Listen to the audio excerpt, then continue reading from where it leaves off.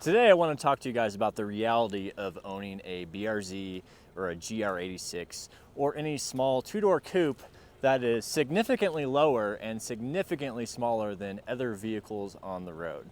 I know when I watch people sit on their hoods of their car, I cringe a little bit because you never know if they have like rocks and stuff on their pants, but I'm gonna sit on my car because this is my car. Just kidding, the bank still owns it until I pay it off. But anyway, this is my 2024 Subaru BRZ. Absolutely love this thing, but it is a small car, and that would be the first thing I'd like to talk about the reality of owning this. There's a lot of big trucks up here, especially in Flagstaff.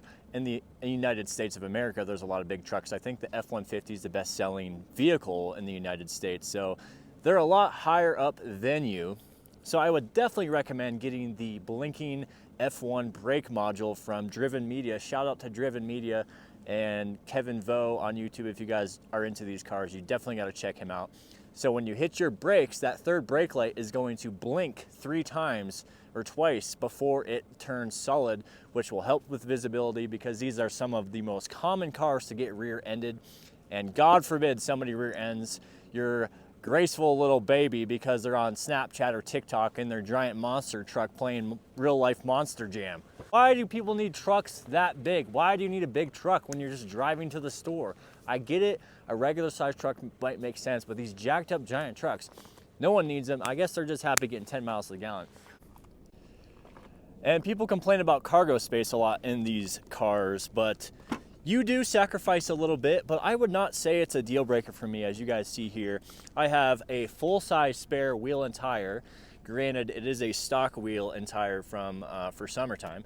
I got my skateboard, I got my camera gear, I got my work gear, I got like a snow brush, and the seats can fold flat and you have plenty of storage in there. I've even fit a little camping air mattress back in there, which I'm gonna actually make a video about that and show you guys that you can camp in a Subaru BRZ or a GR86 or a Scion FRS for the guys that have Scions. I used to have an FRS. Honestly, it's just as good as this. Not as good, but close. One of the major benefits of owning one of these cars, guys, is the heater.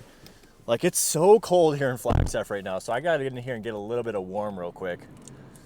And just like cargo space you're limited on, you're also gonna be limited on interior space in general. It's a 2-door coupe sports car, and that's what it is. It's fun.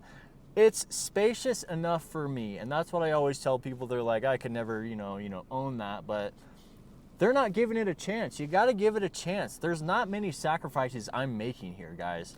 I have climate control, I have adaptive cruise control, I don't have steering assist, but I have all the modern amenities. I have Apple CarPlay, keyless entry, I have push to start, I have hill assist, which means if I'm on a hill and it's not gonna burn out my clutch, it'll just hold me there until I let the clutch out. We got following distance changing. You can change the following distance on the steering wheel here. This car is a great example of, it's one of those things where you just get used to it the longer you do it.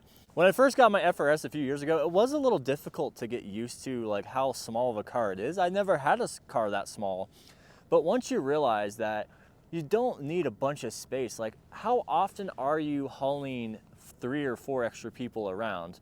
How often are you really needing to, even lay the seats flat in this and carry a bunch of Costco goods or Walmart or groceries? How often do you need all the space in your car? And that is something to really think about. I never really need all the space in the car, guys. I don't even need half the space in this car. This is my daily driver. I do have a Honda Pilot with my girlfriend, and I do have another Honda Pilot that we're working on. It's kind of a project car, but this is my daily driver. I work 4 days a week, but I drive this about an hour each day to work. And it's fine, it does the job, and we have taken this to Costco, we have taken this to, Walmart's, and it does the job.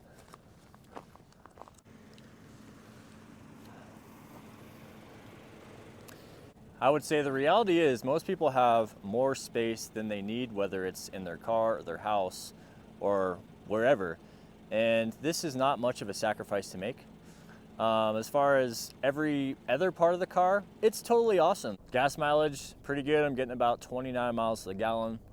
Yes, I live in Flagstaff, which is kind of a snowy area to drive a car like this, but this winter has actually been pretty normal for Flagstaff. We don't get snow until about January, February, and even then it's still the desert. We are in Arizona. So I'm not expecting it to be like the Northeast or even the Northwest, especially when it comes to snow. I have my snow tires on right now, and they're gonna continue to be on until about probably March or April. And so I'm ready. And if you are familiar with driving in the wintertime, all you need is a set of snow tires on these cars, and then you guys will be good. But that is definitely something to consider if you're getting this car, is that it's not really ideal for winter, but no car is if you're riding summer tires on the street in wintertime. One of my favorite parts of this car is actually the ergonomics inside when I sit down.